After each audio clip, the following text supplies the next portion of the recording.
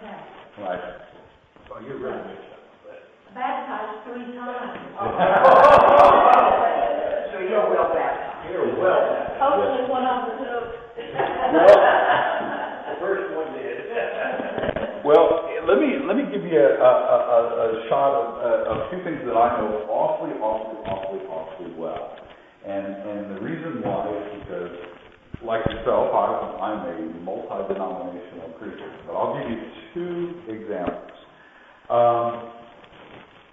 When I was ordained as a Presbyterian in 1997, the way it works is you go to seminary and you get your education, they approve your educational credentials. Then you go to a presbytery meeting. Now, for Presbyterians, there is not one person at every level of authority, but there is a college of persons at every level of authority. So as Catholics, you've got a local priest, a bishop, and the pope, right? In Presbyterian circles, you have the pastor of a church who governs the church with a board of elders. And they are in charge of making not simply administrative decisions and keeping the lights on, paying the bills, but they actually make doctrinal decisions. At the next level, the level that would be for our bishops, the city or the region, there is not a single bishop, there is what's called a presbytery. And a presbytery is all of the pastors and all the elders of all those individual churches. So you have not, one guy, but, a collection, a college of people. And then, of course, there's a general assembly, which is sort of this occupies the administrative level of a pope. Well, the way that you get ordained is that you are recommended for ordination by the local church, the elders of the local church that you're attending. And they recommend you to the presbytery. You get to a presbytery meeting, they give you a written exam, then they give you an oral exam in committee, which is spitballing, live fire, doctrinal, and what do you know, how do you know it, kinds of questions. And then, if you manage to get through the committee exam, they put you on the floor of the presbytery. So you've got a room of 150, 200 people. And, they're all people that love talking about theology, and they miss their 2 a.m. dorm conversations. and so you have the chairman of the Candidates and Credentials Committee, and I have served in that particular role as the chairman. You ask the candidate questions about the Bible, about doctrine, about sacraments, and about church history, and about church organization, church administration. And you sort of ask the question, and the candidate nervously answers. And of course, it's like throwing wrong in a cage of lions. And so, I kid you not, when I went to be ordained as a Presbyterian, they asked me a very, very simple question. What is your view of the creation and the creation days of Genesis? Genesis chapter 1. What they were looking for is, am I a 7-day creation guy? Do I believe that the earth was created 6,000 years ago, 10,000 years ago, and in 7 days, just as the Bible says it?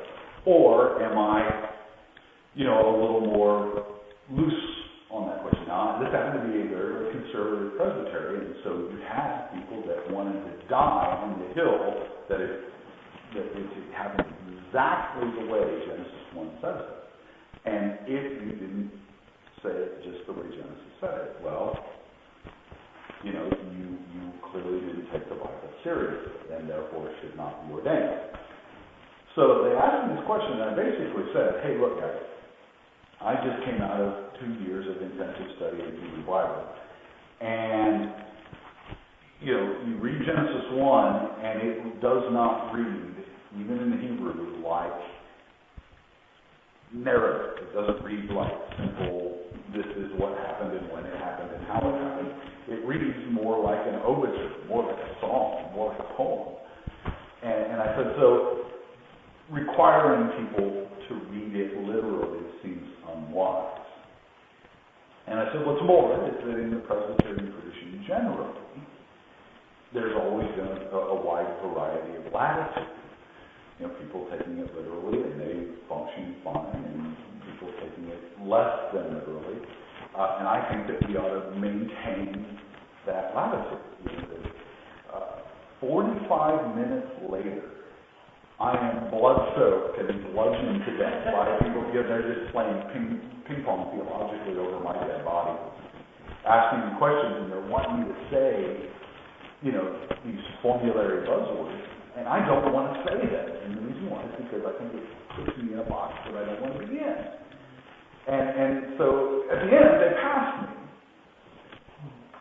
But, you know, what they wanted was how my views of the Bible comported with this document. This is the Westminster Confession of Faith, or what's called as the Westminster Standards. There's a Confession of Faith, there is a larger catechism and a shorter catechism, and then a directory for public worship. And, you know, in the Westminster Confession of Faith, it says, God created the earth in 7 days, and very good. And so what these guys were really arguing with me about was not how to interpret the Bible, but how my interpretation of the Bible comported with the Confession of Faith. You know, was I being faithful not only in my reading of the Bible, but was I being a faithful adherent of a Presbyterian confession? So the point of that little story is, first of all, that there is always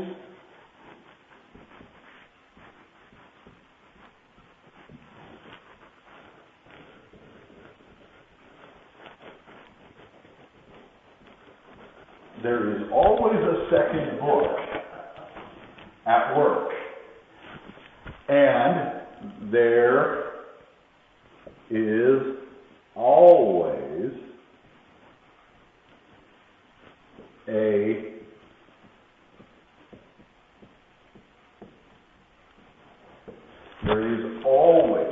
a magisterium at work.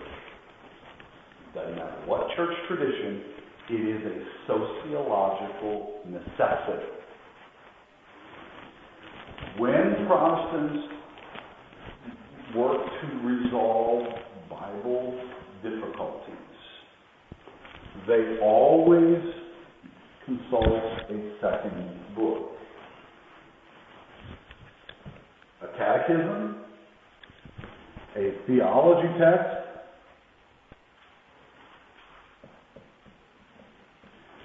the internet,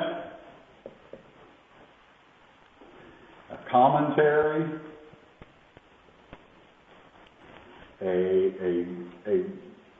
pamphlet, or the little mini book that their local pastor is composing in his text in the given passing moment. There is always a second book at work when people resolve Bible difficulties and resolve Bible questions. That's really important. And if you talk to somebody long enough, and that's why I love the way you put it out there on the table, is that if you get to know somebody and talk to them at length for any amount of time, there is always a second book at work. For Jehovah's Witnesses, always a second book. For Mormons, they've got the Book of Mormon, Doctrine and Covenants, Pearl of Christ, always a second book. Presbyterians, the Westminster Standards, or the Heidelberg Catechism, or the Belgic Confession. As an Anglican, how do we do this? Well, the Anglicans have what's called a Book of Common Prayer. This is the one as an Episcopalian that you have. This is the 1979 Book of Common Prayer, something that, as you say Mass, this is the book that I used when I said Mass as an Anglican. It looks just like a Vatican II Mass.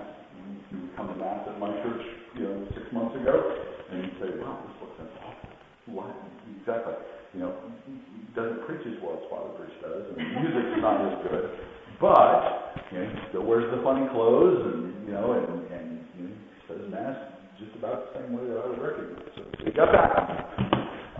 This is the 1559 English book, which is very different from this book. This is a great deal more Catholic because it's influenced by Vatican II and really influenced by the Scots and the Scottish Episcopalians, who are very much more Catholic than they are Protestant. This one, the 1559 book, is really pretty Protestant. This is my Irish Book of Common Prayer. Now, see, people in Ireland Anglicans in Ireland have to differentiate themselves from Catholics in Ireland. Ireland is a very Catholic country. So the Church of Ireland, which is an Anglican church, has to sort of stand apart from the Catholics and sort of justify their existence. So the Irish Episcopalians, or the Irish Anglicans, look very Protestant. So this tends to be a very Protestant book. This is the Common Prayer, Book of Common Prayer from Canada. And this has got its own unique thing, and it's a good deal more like the English prayer book, which is also a little bit more Protestant. So, in any given country, this is the doctrinal textbook, the doctrinal standard. So when Anglicans read the Bible, at least ostensibly, they're supposed to read it in a way that comports with the standards in the Book of Common Prayer. The problem is that each Book of Common Prayer is different. But there's always a second book. The other thing is that there is always a Magisterium. Because, as my example with the Presbyterians should indicate, the text of the Westminster Confession of Faith says that God created the earth in 7 days and very good. And you've got a room full of 200 presbyters fighting back and forth with one another over my bludgeoned, bleeding, dead body as a 20-something candidate for ordination. And there are basically two factions, actually three factions. One faction says the Catechism says 7 days and good, and he doesn't insist on 7 days and good. Then he's misreading the Bible and he's unfaithful to the Catechism, or to the Confession. You got another group, a little more broad-minded, that says, first of all, the Bible doesn't seem to require that literal reading, and the Catechism is simply, or the Confession is simply restating what the Bible says.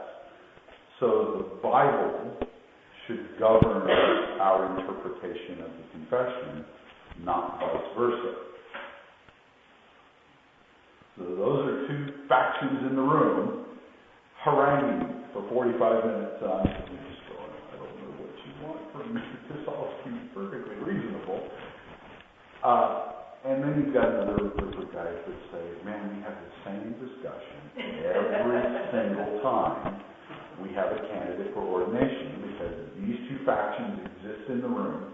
Everybody knows that they exist in the room. Everybody knows that they don't agree. So, ask and answer. We give people latitude on this. We're done having this discussion. And that's ultimately what shut down the debate that day that I was ordaining, it was approved for ordination. But, in the end, you ask